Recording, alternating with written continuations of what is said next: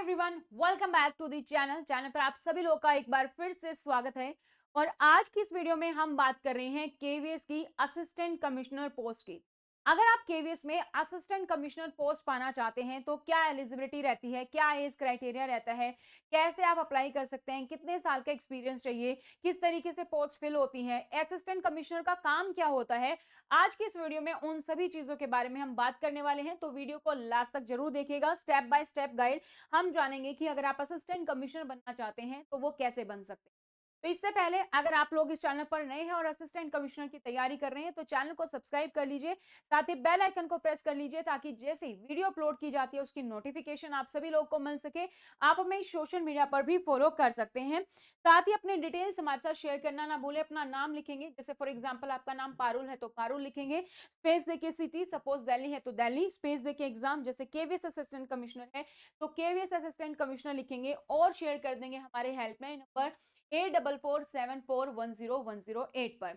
अगर आप assistant commissioner की तैयारी कर रहे हैं तो दो तरीके से वैकेंसी आती है, एक होती है ओपन रिक्रूटमेंट, एक होती है एलडी लिमिटेड डिपार्टमेंटल जो प्रमोशन एग्जाम होता है वो। तो अगर आप ओपन रिक्रूटमेंट के तहत तैयारी कर रहे हैं तो टीयर 3 में आपकी परीक्षा होती है, तो 14 बुक का सेट उसके लिए होता है।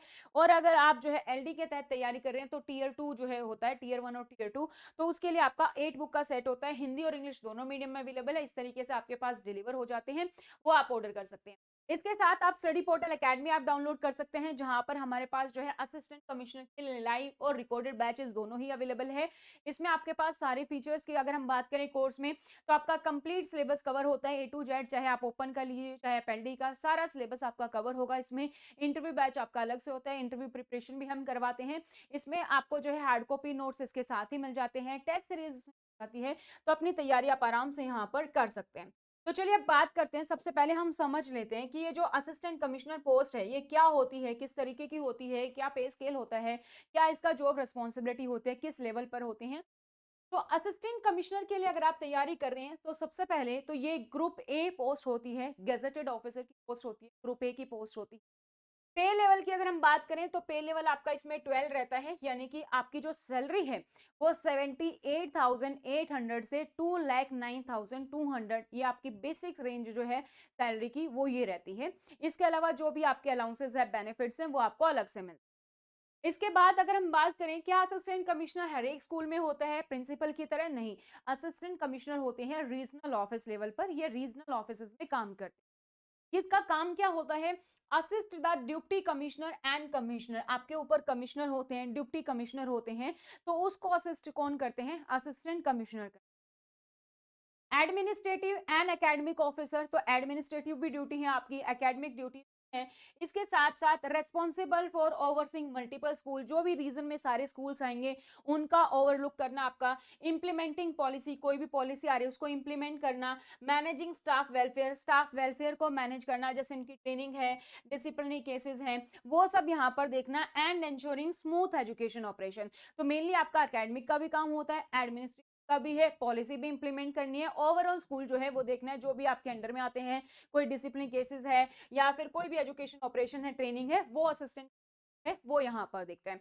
तो an assistant commissioner is responsible for serving a cluster of Kendriya Vidyalaya in a region, link between the school and the regional office, ensuring academic excellence, administrative discipline and implementation of NEP। तो जो भी policy है उसको implement करना है, academic administrative responsibility जो भी आपके बुलाते हैं उन सब में, तो आप एक ब्रिज की तरह काम करते हैं केंद्रीय विद्यालय और जो आपका रीजनल लेवल है उसके बीच में।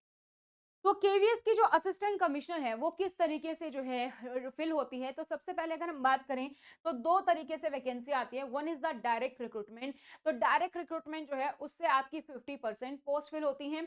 और सेकंड हमारा होता है प्रमोशन के तहत, यानी कि जो ऑलरेडी केवीएस वर्किंग है वो यहाँ पर अप्लाई कर सकते हैं प्रमोशन के तहत एलडी में, और उसके थ्रू 50% जो है पोस्ट फिल होती है।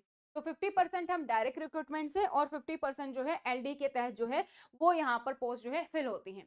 सबसे पहले हम बात करते हैं एलिजिबिलिटी की, क्या एलिजिबिलिटी होनी चाहिए अगर आप अप्लाई करना चाहते हैं असिस्टेंट कमिश्नर के लिए।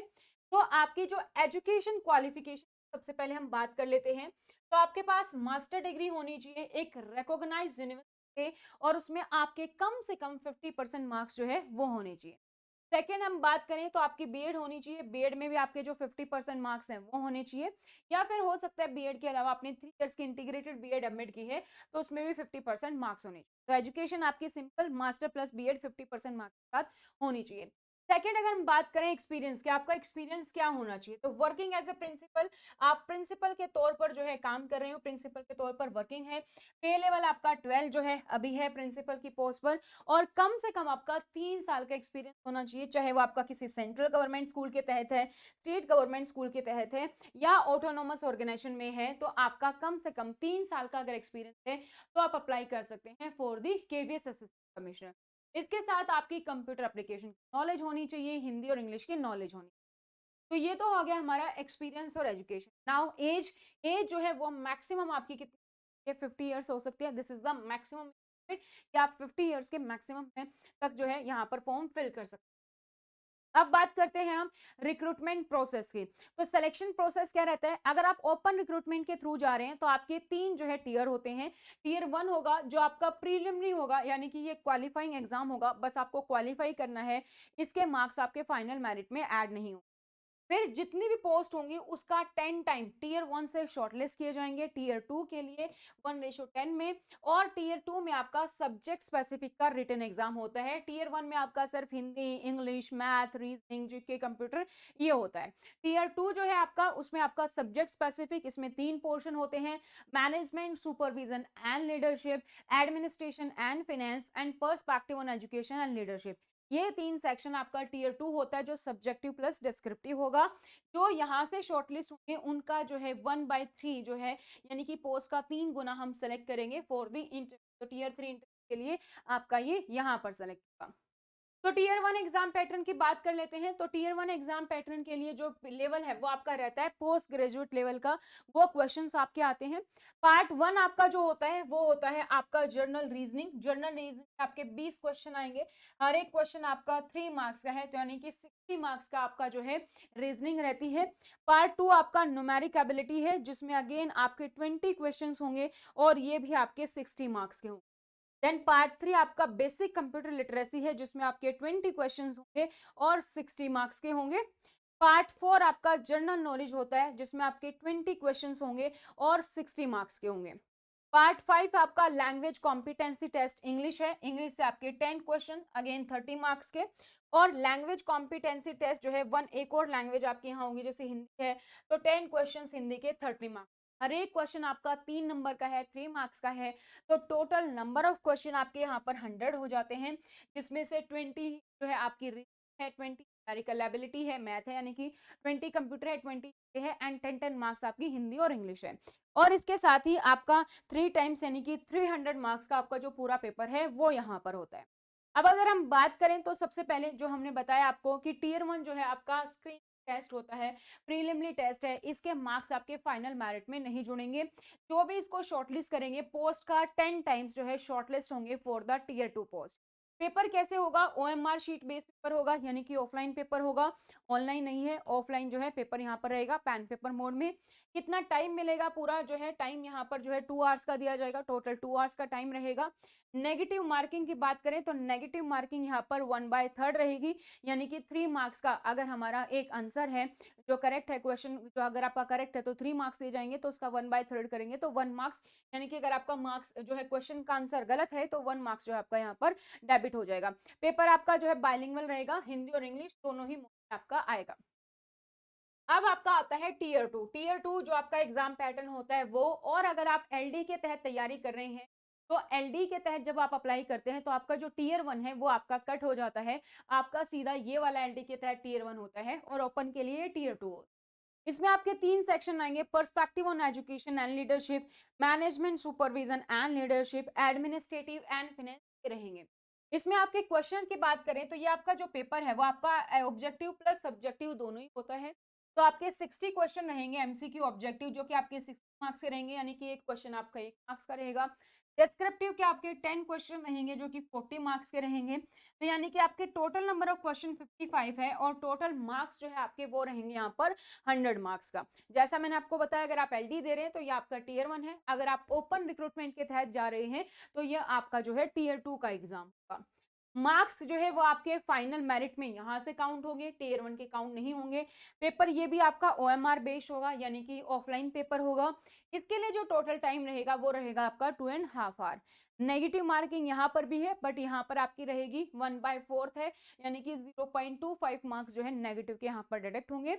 और ये पेपर भी आपका बाइलिंगुअल रहेगा, हिंदी और इंग्लिश दोनों ही मोड में ये रहने वाला। नेक्स्ट हमारा होता है टियर 3। जो टियर 3 है वो हमारा इंटरव्यू है। फॉर इंटरव्यू कैंडिडेट्स जो है उनको शॉर्टलिस्ट किया जाएगा टियर 2 से 1/3 रेशो में, यानी कि जितनी भी पोस्ट है उसका 3 टाइम हम सेलेक्ट करेंगे फॉर इंटरव्यू। तो टियर 2 आपका रिटन एग्जाम है और टियर 3 आपका इंटरव्यू है। तो वेटेज रहेगी जो आपके टियर 2 के रिटन के एग्जाम है उसकी 85 और इंटरव्यू के मार्क्स की जो वेटेज रहेगी वो रहेगी आपकी 15%। इसके तहत आपकी जो फाइनल मेरिट है वो यहाँ पर बनती है। ये मैंने आपको पूरा प्रोसेस बता दिया है कि असिस्टेंट का क्या काम होता है, सैलरी क्या होती है, किस लेवल की पोस्ट होती है, ओवरऑल क्या मैनेज करता है, किस तरीके से आप अप्लाई कर सकते हैं, एलिजिबिलिटी क्या चाहिए, यहाँ पर एक्सपीरियंस क्या चाहिए, एज क्या चाहिए, ओपन रिक्रूटमेंट के तहत और एलडी के तहत क्या एग्जाम पैटर्न रहता है, वो हमने आज की इस वीडियो में देख लिया। सिलेबस हम एक और नई वीडियो में डिटेल में देखेंगे। तो आज के लिए इतना ही। अगर आप भी तैयारी कर रहे हैं केवीएस असिस्टेंट कमिश्नर की, तो आप जो है हमें कमेंट सेक्शन में कमेंट करके बता सकते हैं और आप हमें सोशल मीडिया पर फॉलो कर सकते हैं। यहाँ पर आपको सारी इंपॉर्टेंट अपडेट्स मिल जाती है।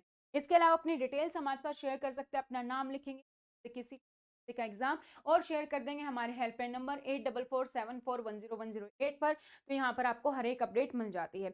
इसके अलावा नोट्स अवेलेबल है असिस्टेंट कमिश्नर के लिए। अगर आप ओपन रिक्रूटमेंट के तहत फॉर्म फिल कर रहे हैं तो 14 बुक का कंप्लीट सेट होता है, और अगर आप एलडी या फिर टियर 2 नोट्स लेना चाहते हैं तो उसके लिए 8 बुक का सेट होता है, हिंदी और इंग्लिश दोनों मीडियम में अवेलेबल है। इस तरीके से नोट्स आपके पास कोरियर के द्वारा पहुंच जाता है। आप हमारी ऐप डाउनलोड कर सकते हैं स्टडी पोर्टल एकेडमी, जहां पर आपको लाइव और रिकॉर्डेड कोर्सेज सारे मिल जाते हैं। तो ये जो कोर्सेज हैं इसमें आपका पूरा सिलेबस कवर रहता है, टेस्ट सीरीज कवर रहती है, हार्ड कॉपी नोट्स जो है वो आपको इसके साथ ही मिल जाते हैं। तो ये कंप्लीट इन्फॉर्मेशन मैंने आपको बता दिया। आई होप ये वीडियो आपको अच्छी लगेगी, तो अपने दोस्तों के साथ जरूर से शेयर कीजिएगा तो ऑलरेडी प्रिंसिपल पोस्ट की लेवल पर है और तैयारी करें। तो फिर मिलते हैं नई वीडियो के साथ, तब तक thank you so much, bye, take.